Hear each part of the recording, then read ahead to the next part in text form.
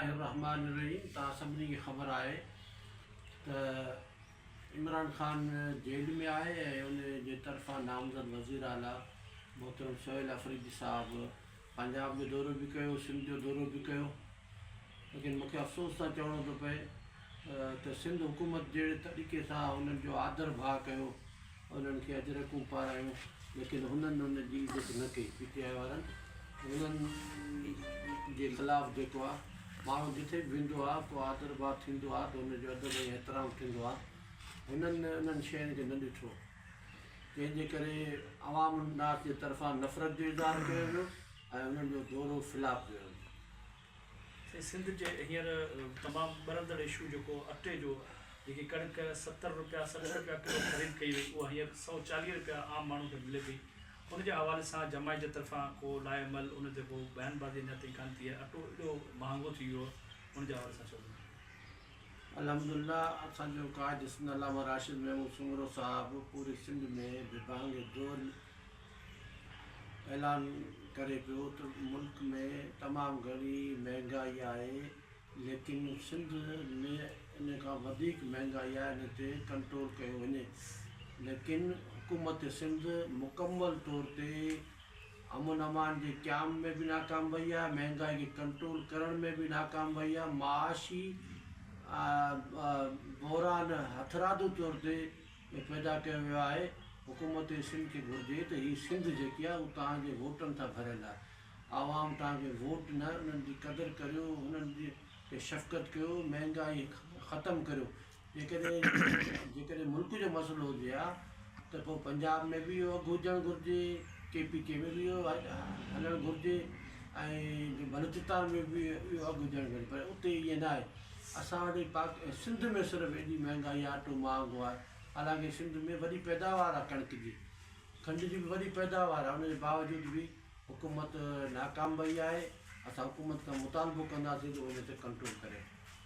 Sir, इहो तव्हां सवाल पुछंदासीं त थर में जेको आहे सो एॾी वॾी मदनियात ऐं कोयलो वग़ैरह निकितो आहे, उनजे बावजूद बि जेको सिंध जी आवाम जेका आहे सा छो परेशान आहे, छो बेरोज़गारी आहे ऐं जेको आहे सो हिकिड़ी जेको सिस्टम जेको आहे सो ॾाढो परेशान आहे, ग़रीब आवाम सिंध जो माण्हू परेशान आहे, इन जे हवाले सां छा चवंदो?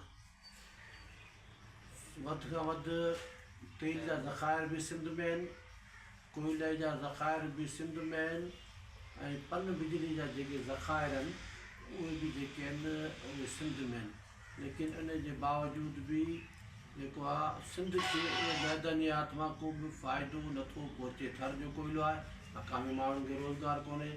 तेल बदीन में, हैदराबाद में तेल जा ज़ख़ीरा आहिनि, सिंध जे माण्हुनि खे उन मां को बि उपाउ कोन्हे। अफ़सोस जी ॻाल्हि आहे, असांजे कीचड़ ऐं इन पासे हवाउनि जे ज़रिए सां बिजली पैदा कई वञे थी। उहा बिजली सिंध में इस्तेमालु नथी थिए, उहा बिजली फैसलाबाद में थी इस्तेमालु थिए। असांजे गेट लॻल आहे, असांजे हिन ज़िले में मटियारी ज़िले में बिजली कोन्हे। उहा बिजली इस्लामाबाद ऐं फैसलाबाद ऐं गुजरांवाला खे थी मिले। त असां ज़रदारी साहिब खे चवंदासीं, ज़रदारी साहिब महिमान सदर में तव्हां वेठा आहियो, त सिंध जे हुकूक जी ॻाल्हि कयो। पूरो 100% नथा वठी सघो, 50% जेके असांजा हुकूक आहिनि उहे तव्हां वफ़ाक़ी हुकूमत खां वठो ऐं सिंध जे माण्हुनि खे इस्तेमालु कयो। सर, तव्हां हींअर इहा ॻाल्हि कई त सरदारी साहिब जे हवाले सां तव्हां ॻाल्हि कई। कल्ह जेको आहे हिकिड़ो कन्वेंशन थियो आहे जंहिंमें बिलावल साहिब जो चवणु आहे त इन कोयले ते असांजा इख़्तियारात न आहिनि। तव्हां इन जे उन बयान खे कहिड़ी नज़र सां था ॾिसो? मूंखे अफ़सोस आहे त बिलावल साहिबु जेके कल्ह जी कन्वेंशन हुयो, उन कन्वेंशन में जेके तइलीम जे हवाले सां, जेके मैदानियात जे हवाले सां रिपोर्ट ॾिनी, उहो 100% सही ॾिनी। उन्हनि में तव्हां ॾिसो त उनजो वालिद साहिबु ऐवान सदर में वेठो आहे, सिंध में उन्हनि जी गवर्नमेंट आहे, बलूचिस्तान में उन्हनि जी गवर्नमेंट आहे, पंजाब जो गवर्नर उन्हनि जो आहे ऐं KPK जो गवर्नर उन्हनि जो आहे। माना अधु खां वधीक हुकूमत में उहे वेठा आहिनि। त बाबा साईं, तव्हां जे करे नथी हले उहो तव्हां महिरबानी करे उन्हनि खां हथु कढो ऐं अलॻि इख़्तियार करियो। सर, इहो सुवालु आहे त पंहिंजो मोटरवे जेको आहे सो हैदराबाद खां सखर ताईं जेको आहे सो माना ठहण जा बार ऐलान कया विया ऐं वॾियूं रक़मूं जेके आहिनि से इहे जेके आहिनि रखियूं हुन रोड जे लाइ, ऐं जेको सो हिन वक़्तु बि जेको आहे सो ठहण जे मूड में कोन्हे को। हिन जे हवाले सां अव्हां छा चवंदो? वज़ीर आज़म पाकिस्तान मोहतरम शहबाज शरीफ़ हैदराबाद आया अॼु खां 5 साल अॻु में, ऐं उन्हनि हिते असांजो वफ़ाक़ी मिनिस्टर मौलाना असद महमूद साहब हैदराबाद जे एयरपोर्ट ते उन्हनि सखर खां मोटरवे जो इफ़्तिताह कयो, जे टाइम ते 310 अरब रुपए जो इहो प्रोजेक्ट हुयो। लेकिन बदकिस्मती सां असांजी हुकूमत उन में अमल दरामद न कराए सघी, ऐं ॿिनि डिस्ट्रिक्ट जा पैसा ज़मीननि जा पैसा असांजा DCOs खाई विया, नौशेरे फिरोज जी ज़मीन जा पैसा, ऐं बदकिस्मती सां जे ज़िले मटियारी में था वेठा आहियूं हिते जा पैसा बि DCO खाई विया हलिया, जंहिंजे करे उहो ज़मीन न वठी सघिया। कल्ह जेकी नासिर शाह जी प्रेस कॉन्फ्रेंस आई आहे, नासिर शाह चए पियो त असां कमु कराइणु शुरू कयो आहे, पर पहिरें असां उन्हनि ज़मीननि जा पैसा ॾेई वठूं त पोइ वरी बि शहबाज शरीफ़ इहो ऐलान कयो त असां प्रायोरिटी जी बुनियादनि ते सखर खां हैदराबाद वारो रोड इहो ठाहींदासीं।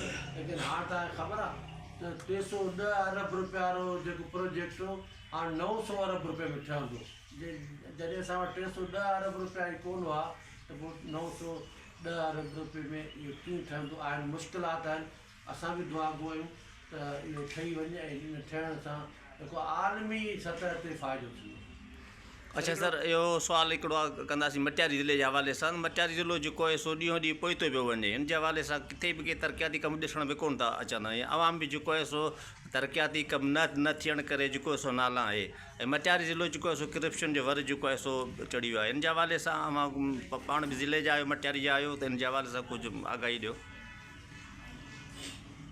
बदकिस्मती चइजे त असांजा हिते जेके चूंडियल नुमाइंदा आहिनि उहे असांजा मोहतरम आहिनि, लेकिन बदकिस्मती सां उन्हनि जेके कमु करणा आहे उन्हनि खे उहे न पिया करे सघनि, या त उन्हनि जी अॻिते हले नथी, या त वरी जेको आहे इन्हनि जा हेठियां जेके आहिनि कारींदा उहे उन्हनि कमु करण लाइ सही रिपोर्ट ॾियण लाइ तयारु न आहिनि। पर इहा ख़बर ज़रूरु पवंदी आहे सोशल मीडिया जे ज़रिए सां, अॼु हिते हिन प्रोजेक्ट ते कमु पियो थिए, अॼु हीअ तख़्ती पे लॻे, अॼु हीअ पियो थिए, पर जॾहिं माण्हू हुते पुॼे थो अफ़सोस थींदो आहे, हुते को बि अमली तौर ते कमु न थींदो आहे। मां बि अपील कंदुसि इन हवाले सां असांजे क़िबला मखदूम जमील ज़मात साईं सां, मखदूम फ़ख़्र ज़मात साईं सां, मखदूम महबूब ज़मात साईं खे त तव्हांजी गादी जेकी आहे उहा वॾी गादी सॾिबी आहे, तव्हांजे इख़्तिलाफ़नि जे करे, तव्हांजे पाण जे इख़्तिलाफ़नि जे करे जेको आहे आवाम पीर जे महिरबानी करे असां तव्हांखे रिक्वेस्ट कंदासीं त पंहिंजा इख़्तिलाफ़ात ख़तमु करे ऐं माण्हुनि जे हुकूक जे लाइ निकिरो पूरो ज़िलो मटियारी तव्हां सां सहकार कंदो। सर हिकिड़ो आख़िरी सुवालु, सर कल्ह हिकिड़ो कन्वेंशन थियो आहे पंजाब में, जंहिंमें क़ाइदे जमियत मौलाना फज़लुर रहमान साहब आई स्किल जे बानी सां इंफॉर्मेशन टेक्नोलॉजी खे फ़रोग़ ॾियण जे लाइ इहो कयो आहे। तव्हां इहो सम्झो था जेकर इहो सिंध में बि थियणु घुरिजे, ऐं जेकर इहो मटियारे ज़िले में थिए ऐं तव्हां इन जी लीड कयो या जमात इन जी लीड कयो, इन हवाले सां तव्हां थोरो ॿुधाइजो। IT जी वॾी ज़रूरत आहे पाण खे हिते। ॾिसो अॼुकल्ह जेकी बि जंगू आहिनि या तरक़ी जा जेके राज़ आहिनि उहे IT में, ऐं जेको IT जे ज़रिए सां ई असांजो कारोबार, असांजी तिजारत, असांजी मईशत मज़बूत बि थींदी ऐं ठप बि थींदी। जेकॾहिं असां IT जे शोबे में हिसो न वरितोसीं त असां बजाए उरूज जे असां ज़वाल पज़ीर थींदासीं।